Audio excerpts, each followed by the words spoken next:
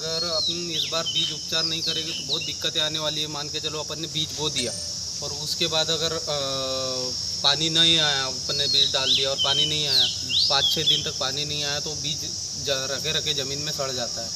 तो उससे अच्छा अपन अगर जेलोरा से बीज उपचार कर लेते हैं तो इस प्रकार से जो जैसे ये ग्रीन दिख रहा है ना, इस प्रकार से वो पीले बीज के ऊपर कोटिंग बना लेता है।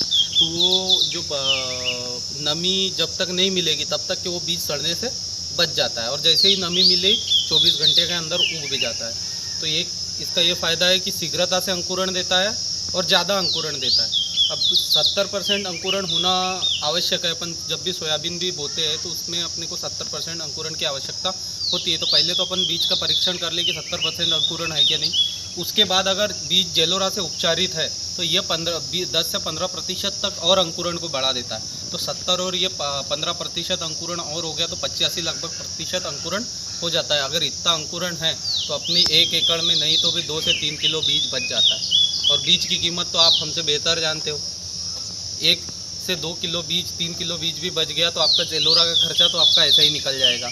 तो वहाँ पे भी ये अपनी बचत कर देता है। उसके साथ शुरुआती दिनों में कई प्रकार के जैसे कभी पानी आ गया या कभी पानी आ ही नहीं रहा है तो इनसे भी बचाव, जो तनाव आता है शुरुआती अवस्था में उससे बचाव करता है। और शुरुआती समय में जब बीमारियां भी आती है जैसे राइजोक्टोनिया आता है, एक जड़ वो तना की गलन आता है, तो इनसे भी बचाव होता है और फिर हरा भरा तंदुरुस्त पौधा अपने को मिलता है। इस प्रकार से शुरुआत बहुत अच्छी होती है। तो जेलोरा के साथ हमेशा एक सही शुरुआत होती है।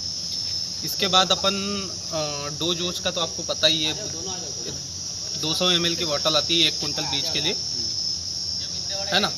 तो ये 200 ml की बोतल एक कुंटल बीज के लिए आपको उपलब्ध रहेगी। 200 ml की आती है, अगर कहीं कम डालना है तो 2 ml प्रति, हाँ 2 ml प्रति केजी के हिसाब से आपको बीज का उपचार करना है।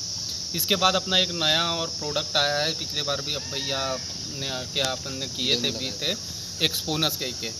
एक्सपोनस अपनी श्रेणी का सबसे उत्तम उत्पाद है। मतलब उससे अच्छी केमिस्ट्री या उससे अच्छा केमिकल अभी इल्लियों को मारने के लिए बना ही नहीं है और इल्लियों के में उसका रेजिस्टेंस भी नहीं हुआ है। अभी आप कई जगह कोराजन वगैरह डालते हैं या फिर ये वाली जो दवाइयाँ डालते हैं तो कई इल्लियाँ मरती है, कई मरती ही नहीं है। लेकिन अगर एक्सपोनस जहाँ पे डला है और वो पत्ती अगर इल्ली ने खा ली तो उसका मरना निश्चित है। तो एक्सपोनस बहुत अच्छी दवाई है, अपनी श्रेणी की उत्तम दवाई है, इसका उपयोग ज़रूर करें आप। और इसका इस बार डोज जो है आपको 10 ml बीघे के हिसाब से जाना है। तो आप शुरुआत जब अपन करते हैं तो अपन सोचते हैं कि आप इल्लियाँ आने दें उसके बाद दवाई डालें। इल्लियाँ आने के पहले जैसे 1-2 इल्ली अपने को दिखने लग गई, उस टाइम पे अगर अपन ने उनका ऊपर दवाई का छिड़काव कर लिए एक्सपोनस का तो उसका से बहुत अच्छा नियंत्रण मिलेगा। उसके साथ साथ अपने को जो पानी लेते हैं, क्या होता है कई बार अपन पानी पंप के हिसाब से लेते हैं या बीघे के हिसाब से लेते हैं, लेकिन पानी की मात्रा हमेशा एकड़ के हिसाब से लेनी चाहिए। 1 एकड़ में 150 लीटर पानी जाना ही चाहिए।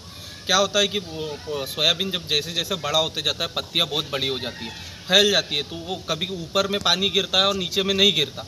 इसीलिए अगर अपन पानी ज़्यादा लेंगे ना तो वो अच्छे से पानी पूरे पत्तियों को ऊपर चला जाएगा और जहाँ पे पत्तियों के ऊपर पानी गया तो दवा वहाँ पे लग गई।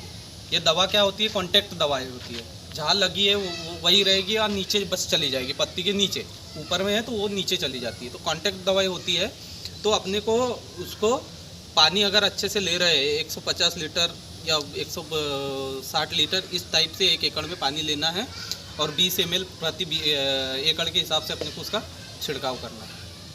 तो उसका सही टाइम मैंने बता दिया। अगर 1-2 इल्लियाँ अपन जाते ही रहते खेत में तो 1-2 इल्लियाँ दिख गई अपने को एक पौधे के ऊपर, तो अपन उस टाइम पे डाल दिए, या शुरुआत में जैसे ही अपन 15-20 दिन का हुआ उस टाइम पे डाल दिए तो उसके अच्छा अपने को निदान मिलता है।